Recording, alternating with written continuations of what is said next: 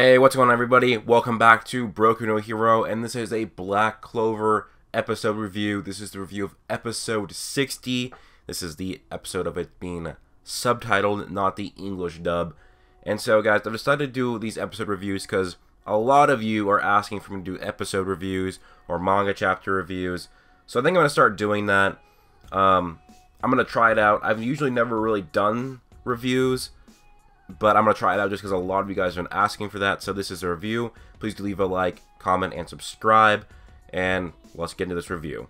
So, overall, I thought this was a decent episode.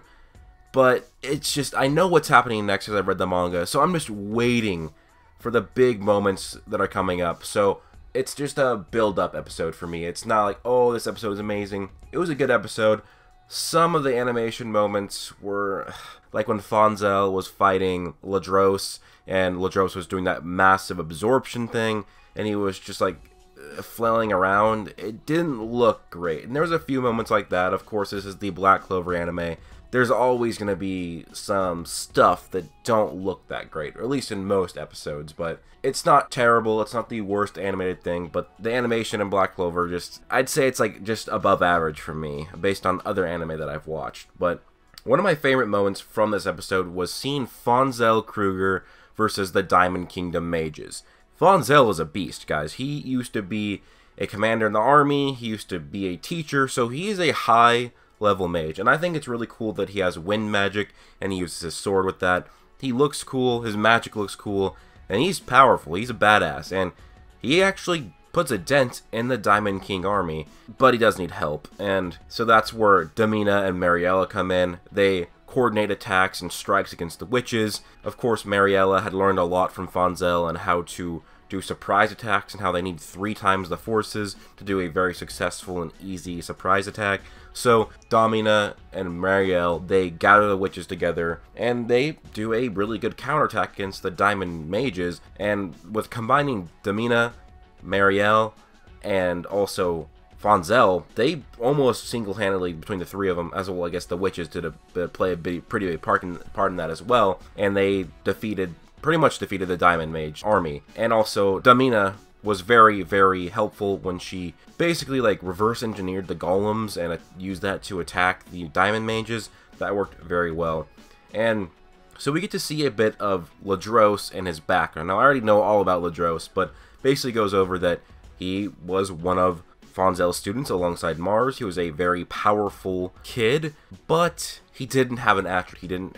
He just had magic. He didn't have fire magic. He didn't have water magic, lightning magic. He just had magic. He did not have an attribute. So that's a very interesting thing for him, and that's going to be a very interesting thing to see, a magicless person in Asta versus a attributeless person in Ladros in the future, because that we all know that's going to be coming up next.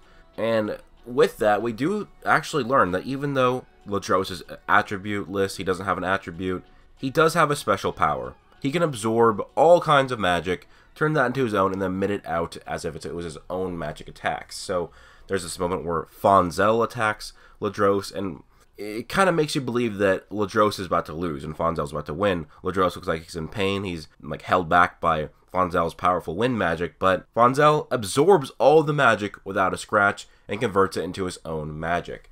So this puts Ladros as a very, very hard to defeat enemy.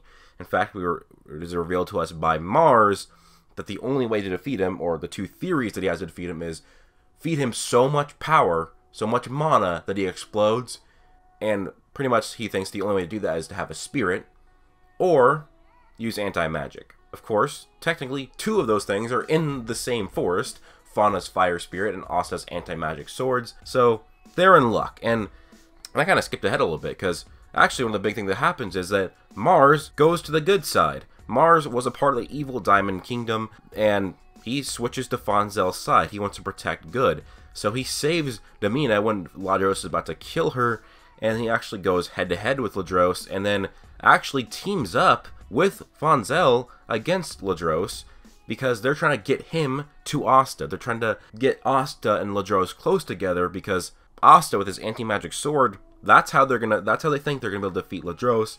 Or if not, he's just gonna keep getting more powerful, and more powerful. And so pretty much the episode ends with Fauna is near defeat, and Asta is inching towards her with his swords. And pretty soon, Ladros will be there because that's where Fonzel and Mars are pushing him towards. But so in the next episode, we're gonna get to see Asta versus Ladros, which should be a few episodes long. I'd say at least 2 episodes, and I am really looking forward to Asta versus Ladros animated.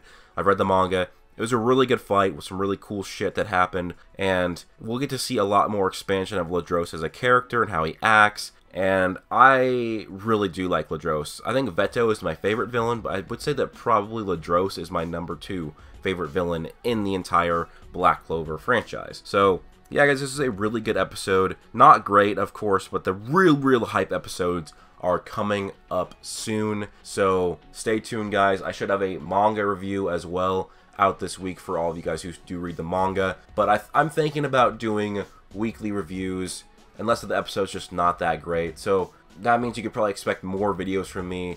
I'd say maybe I do episode review a week, a manga review a week, 1 regular Black Clover video a week, and then the 4th video a week on this channel would be some other franchise, like One Punch Man, One Piece, or My Hero Academia. So this is going to be a mainly Black Clover channel. I want to keep it mainly Black Clover because there's not a lot of Black Clover YouTubers out there, so I would like to make that a majority of my content, like it already is. I believe that, I think like at least 80% of my videos are Black Clover related, so gonna keep it that way, but still gonna do other stuff. So yeah, basically just, I think my schedule is gonna be, guys, I'll do a Black Clover review early in the week, a Black Clover video in the middle of the week, a Black Clover manga review towards the end of the week, and on the weekend I'll do a 4th video that will be related to a different anime or manga. Like I said, like My Hero Academia, One Punch Man, One Piece. We'll see.